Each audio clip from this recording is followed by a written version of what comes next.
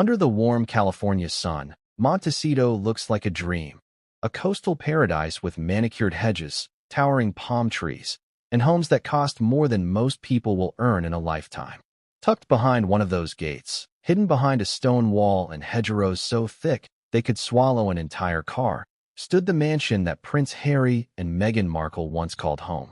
It was supposed to be their sanctuary, their fortress of solitude, a place where they could finally breathe away from the cameras, the tabloids, the ever-watching eyes of the crown. But inside that house, on a particularly quiet Tuesday afternoon, the sound of betrayal was deafening. Prince Harry wasn't expecting anything unusual that day.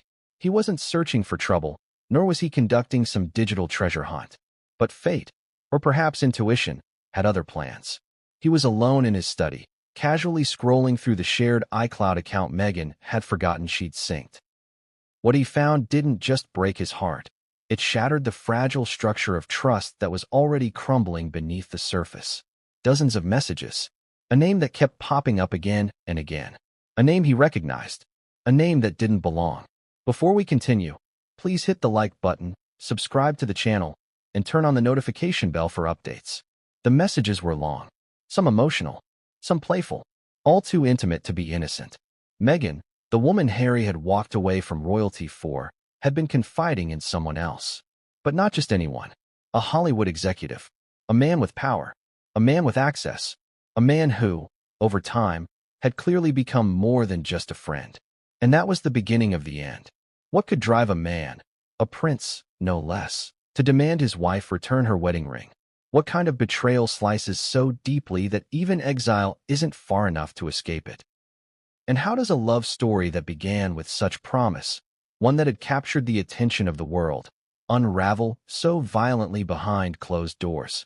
That's what we're diving into today. This is not just a tale of infidelity.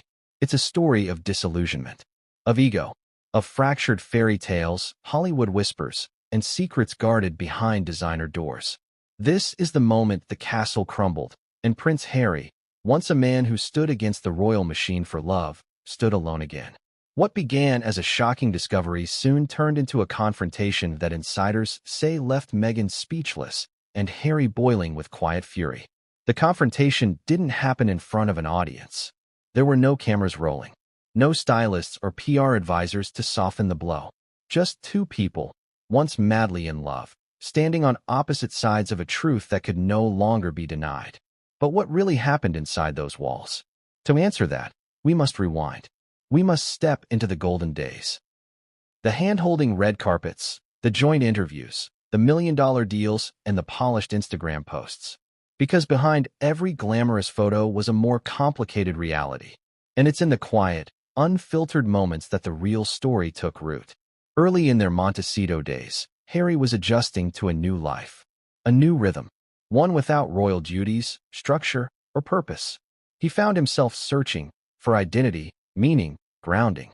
Meghan, on the other hand, was thriving. Hollywood knew her name. Executives knew her potential. She was back in a city that once cast her aside, but now, she returned with a crown and a Netflix contract. The power dynamic had shifted, subtly at first, then brazenly.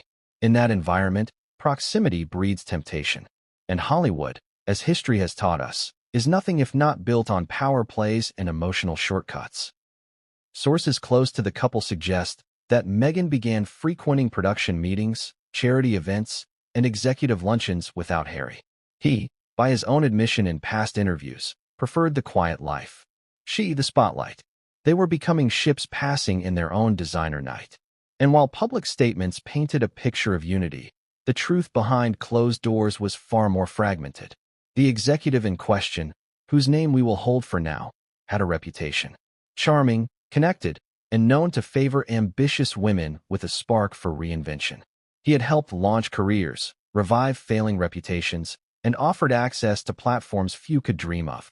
For Meghan, a woman once scrutinized by Buckingham Palace and now hungry to reclaim her narrative, he was both ally and enabler.